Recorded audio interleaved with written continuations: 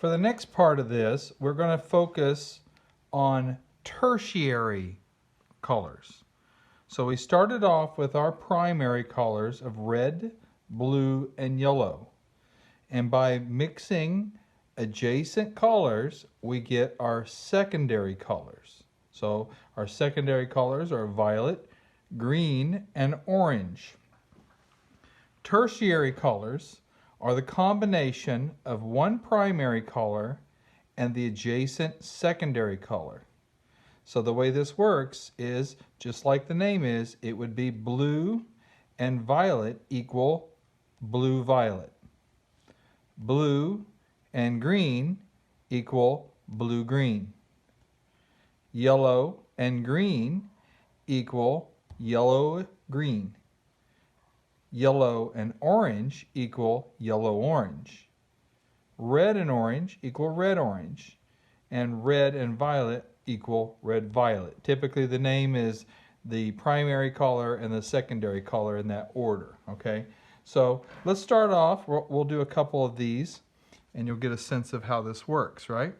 So I'm going to start off the same way we did before. Let's go up here and work with the blue-green. So I still had some of my green from earlier, but this time what I'm going to do is I'm not going to go into yellow. I'm going to stick with my green, and I'm going to add a little more blue to it. And what I'll get by doing that, I might have to add some of that green. There we go.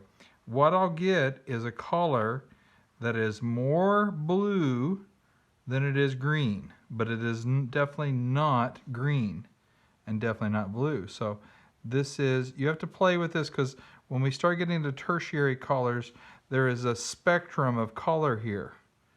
A little more green, a little more blue. So I just added that right now, and I'm not really crazy about it. I think that I should have gone a little further with it. I'm going to add a little yellow, kind of come in here.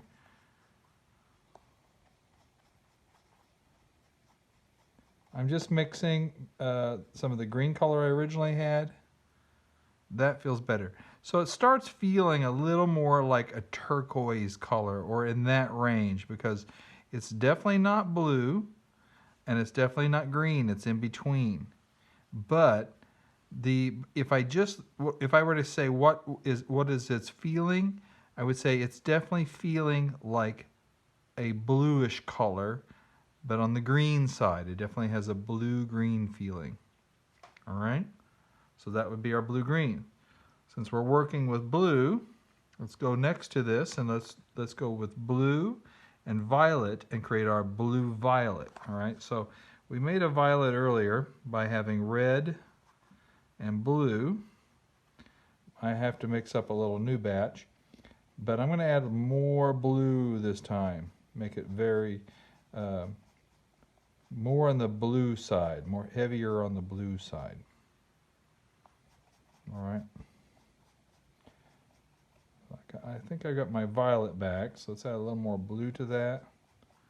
So about the time you get to the place where we were with violet, you add more blue to move that color range more this direction. All right, let's see how that looks. That looks good. In fact, I almost like that better as just my violet. But no, it's definitely a blue-violet. You could almost call it an indigo.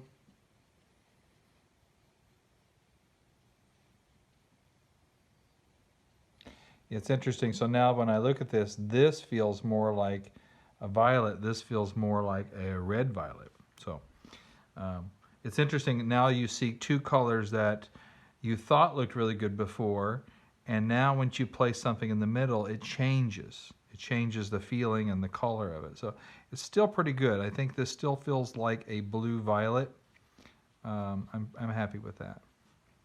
So let's move further on. So now we're going to do a red in our violet to get more of a red violet. So I can come in here, same color, but this time I'm going to add a lot more red to it.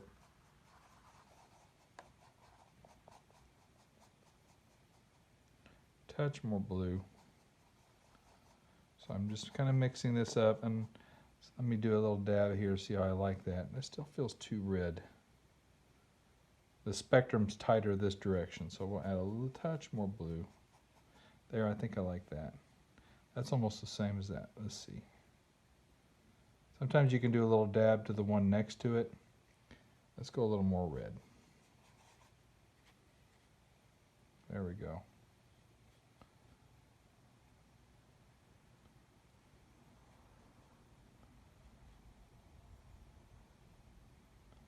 All right, so now I have sort of a red violet, a blue violet. There's definitely, you see the spectrum there. This one I wish was a little more, I don't know, I think it's okay. Now that they're next to each other, they feel like there's a transition, a spectrum of color, okay? All right, so I'm gonna rinse my brush again. I don't know if I've said it, but I've rinsed my brush between each of these moments and completely cleaned it off. So I just kind of rinse it in the brush, wipe off the extra water, and then I come back and dab again. So now I'm gonna work with red and my orange. I had this nice pretty orange earlier, still a little bit there, so I'm gonna add a little more red to it. All right, I'm gonna add maybe some more. Yeah, I like that. That's definitely, I didn't add very much. So I used some of that was already there. Oops, got a smush on there. Now I'm going to add that in there.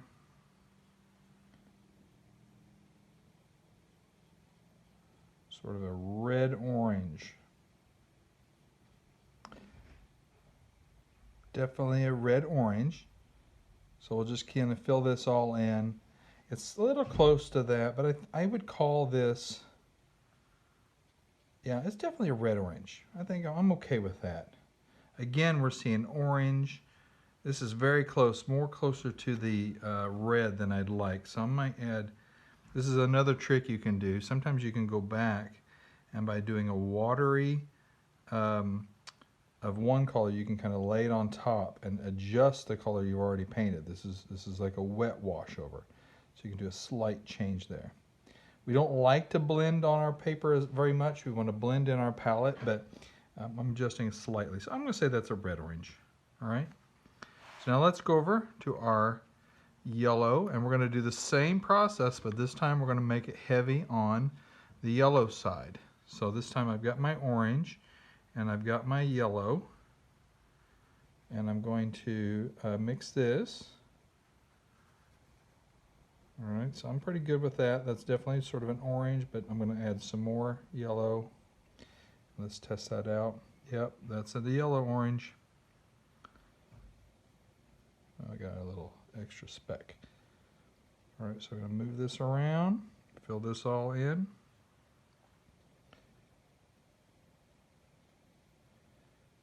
And that's my yellow-orange. So you can see I've got my red-orange, my orange, my yellow-orange, and then yellow. You can see there's a spectrum between these guys. So this is my tertiary yellow-orange. All right. Now we got one more left, which is our yellow-green. All right, so this time we have our green that we had earlier, and we're going to kind of pull that out. I'm going to add more yellow to it. Now this one's pretty easy. It jumped into yellow-orange really quickly. I'm sorry, yellow-green. I'm going to add a little more green to it, a little bit. So it's kind of a lime color. Every now and then you may see this. You may have a hair that starts to pull out. Just be aware of that so that you get it out of there before it makes weird shapes on your painting or affects your brush stroke. So I'm going to fill this guy in with my yellow-green.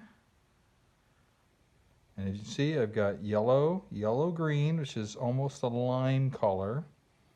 Then green, it's almost like a green grass. And then I have my blue-green and then blue. So there, you see the spectrum between these two primaries. Okay? So let's write them all in. Here we have our blue, violet. Over here we have our blue, green. Here we have our red, violet. Here we have our red, orange. Here we have our yellow-orange.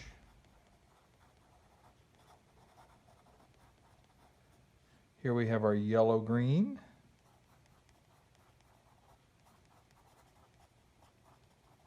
And here, that was our green, blue, green. You know, we have them all. All right, so these are tertiary colors. All right, take a look at that. So this is a very pretty color wheel that we're creating. Mine kind of does a little scallopy thing, so I can definitely see my three primaries very easy, and then you can see the tertiaries and secondaries pretty easy too. All right, we'll move on to the next page.